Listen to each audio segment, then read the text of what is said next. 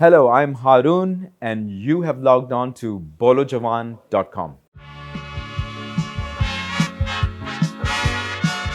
एक सवाल ये भी उठ रहा है हुकूमत के ऊपर, और आपके अपने जो मिनिस्टर्स हैं वो लोग ये सवाल उठा रहे हैं कि क्यों इस हुकूमत में इतने नॉन इलेक्टेड लोग की पोजीशंस पे हैं। आपके माशाल्लाह से शहबाज गिल साहब नोटिफिकेशन के ऊपर एडवाइजर बने हुए हैं। क्यों बने हुए? इतने इलेक्टेड लोग थे, उनको ये पोर्टफोलियो मिलना चाहिए।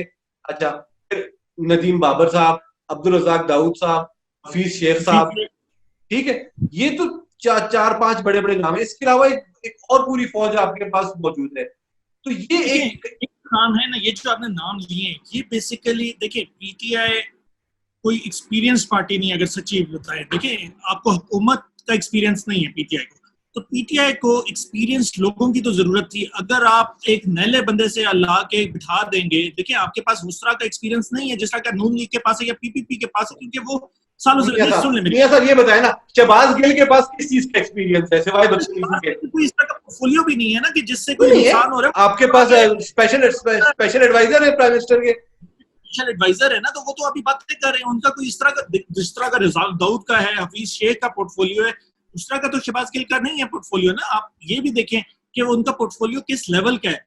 अब जिस तरीके से आप वो देख लें, दानियाल ये तलाल चौधरी थे, सेम उसी लेवल पे उनको भी अगर आपने वो रखा है, वो भी कोई इस तरह का पोर्टफोलियो नहीं था उनका कि जिसके ऊपर नुकसान या फायदा ज्यादा कुछ होगा। बस आपने ये कि आपका एक करीबी साथी है, उसको आपने एक तरह से रखा है, एक पोजीशन पे रख दिया है। अच्छा ये बताइए, जुल्फी बुखारी साहब की क्या एक्सपर्टीज है? लेकिन जुल्फी बुखारी साहब जिस तरीके से हैंडल कर रहे हैं आपके फॉरेन इश्यूज और फॉरेन जो आपके मसले हैं आपके लोगों के, वो और किसी को आज तक मैंने करते नहीं देखा।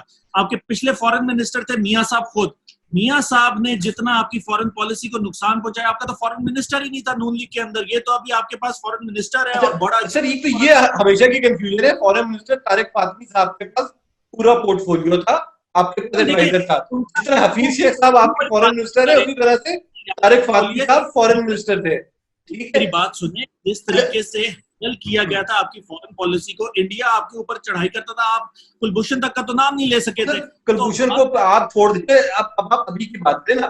एक बड़ा मसला आपका ये भी है, जिस मिनिस्टर का जो पोर्टफोलियो है वो काम नहीं कर रहा। सबसे बड़ा क्रिटिसिज्म ये है, जुल्फी बुखारी का पोर्टफोलियो किस चीज का है? टूरिज्म का है।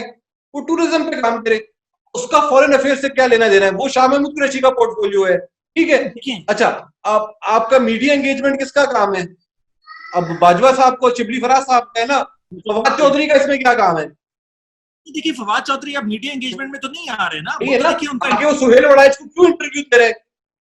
इंटरव्यू लिया है ना, वो तो आप देखिए अगर गवर्नमेंट ने इजाजत दी है वो दे सकते हैं इंटरव्यू, लेकिन अब उसके अंदर सवालात जिस तरह के आए हैं, वो फवाद चौधरी को वहां कंट्रोल करना चाहिए था कि आप पार्टी की इंटरनल चीजों को आप इस तरह ग्लोबली नहीं लोगों के सामने नहीं लेकर आ सकते। देखिए रिफ्ट तो हर पार्टी में, नून लीग में भी है, वो तो शहबाज ग्रुप और वो ग्रुप भी बड़ा, मियां साहब का ग्रुप भी बड़ा वाजी है, उसके अंदर हमजा शहबाज आ जाते हैं, लेकिन उनके रिफ्ट इस तरीके से बाहर नहीं आते।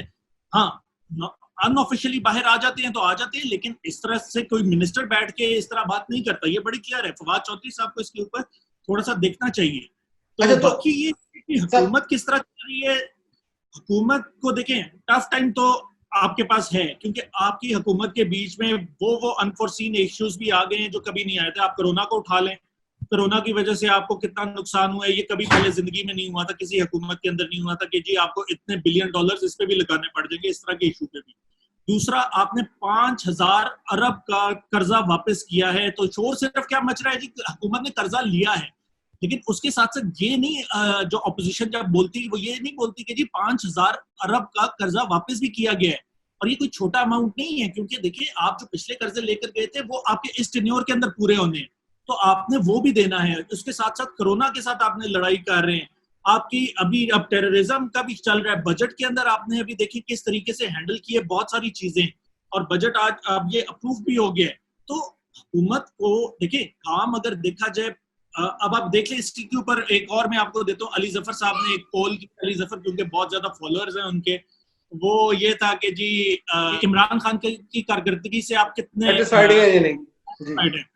तो शुरू में तो डिससैटिस्फाइड जो थे वो ज्यादा थे, 60 समथिंग % थे, लेकिन आखिरी 4-5 घंटों के अंदर ये टेबल्स टर्न हुए और जो सेटिस्फाइड थे क्योंकि पीटीआई वाले शायद रात को सो रहे थे या जो भी था, या वो या फिर आपने फरहान विर्क को फोन किया था, वो जो 10,000 टाइप वोट डलवाते हैं। इस वक्त इस पे ट्विटर पे नहीं है, उनको ब्लैकलिस्ट कर दिया गया फॉर लाइफ। मगर उनके वो वोट तो खरीदे जा सकते हैं। उन्होंने अपनी डॉक्यूमेंट्री में बताया था कि स्पेशल एडवाइजर का फोन आया था, यार फरहान तो मैंने 10,000 वोट डलवा दिए थे जाके उस पे वोट किए। तो यानी कि मुझे तो किसी ने नहीं आके कहा ना, मेरे जैसे हजारों और लोग भी हैं। आपके एक बड़े अच्छे साथी हैं खुरम सलीम साहब, अब यूएस में होते हैं, उन्होंने भी इसके ऊपर आके वोट किए। तो बहुत सारे लोग खुद से भी करते हैं। अच्छा चले कंक्लूडिंग समझेंगे। अब देखिए जो अली जफर का पोल है या जो अब मुस्तफा साहब ने भी सवाल किया, अब एक चीज ये कि इसमें तो आप अपोजिशन को जिम्मेदारी डालते ना।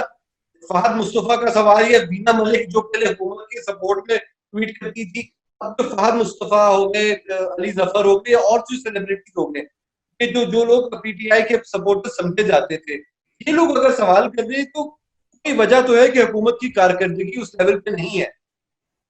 आप सबसे बड़ा तो ये बात समझें कि जमहूरियत है ये चीज। अगर आपको देखिए, मैं आपको पिछले दौर का एग्जांपल दे देता हूँ। किसी में सवाल करने की हिम्मत नहीं थी और जवाब देने का तो बिल्कुल कॉन्सेप्ट ही नहीं था नून लीग की हुकूमत में कि जी आम पब्लिक के कोई सवालों का जवाब दे दे। इधर एटलीस्ट आपके जो रिप्रेजेंटेटिव्स हैं वो लोगों के जवाब दे रहे हैं कि ठीक है। नून लीग के 5 साल में 3 साल तो आप धरने करके रोडें ब्लॉक करके पूरे साल सवाल ही देते रहे। छोड़ दे जितना सवाल जवाब मियां साहब ने किए ना, उसका अशरे शीर भी आपने नहीं किया। ठीक है, ये वाली बातें ना चिपकाएं अवाम को। जो आपने अगर वो रेड जोन की तरफ जाके ब्लॉक किया हुआ था, आपकी सारी दुकानें खुली थी, आपके सारे बिजनेसेस एज यूजुअल थे। ये बातें ना करें। मैं खुद इस्लामाबाद में रहता हूँ, आप भी यहीं रहते हैं, आपने भी देखा, हम वहां गए भी हैं इकट्ठे। तो ये बात ना करें कि उससे कोई नुकसान हुआ है कि कंक्लूडिंगली आपको क्या लगता है कि क्या हुकूमत जो इस मरहले से है वो निकल जाएगी? Will it be able to put house in order? बिल्कुल, समिंग इट अप थोड़ा मुश्किल वक्त आया है हुकूमत के लिए, नो डाउट। इसके अंदर आपके जो इत्तेहादी हैं वो भी थोड़े से आपसे नालायक हैं, लेकिन नोइंग खान साहब, नोइंग जो उनके हैं एडवाइजर्स हैं, आई एम श्योर ये इस मसले को सॉल्व करेंगे। और जो इस वक्त ये टर्मोइल चल रहा है, जो खासतौर पे जिसको शो कराया जा रहा है इस तरीके से, कि इससे जरूर वो निकलेंगे। और कौम की सपोर्ट अभी भी खान साहब के साथ है, जो पीटीआई के, मैं बेसिकली कह रहा हूँ, जो लोग उनके सपोर्टर्स थे। कौम और पीटीआई के सपोर्टर में थोड़ा फर्क है ना, कौम अलग है, सपोर्टर में तो वो आपके नून लीग के भी आ जाते हैं ना, तो उनको मैं हटा रहा हूँ, शुरू से साथ नहीं है। तो खैर समझेंगे। नाजरीन आप जरूर नाजरीन से पूछ लेते हैं। हाँ नाजरीन, ये बताइएगा कि आपके ख्याल में क्या आप हुकूमत की कारकर्दगी से मुतमईन है, या आपके ख्याल से ये कारकर्दगी इसके वादों के मुताबिक नहीं है? अपने राय से में आगाह कीजिएगा, अपना बहुत ख्याल रखिएगा। Hello, I'm Harun and you have logged on to bolojawan.com.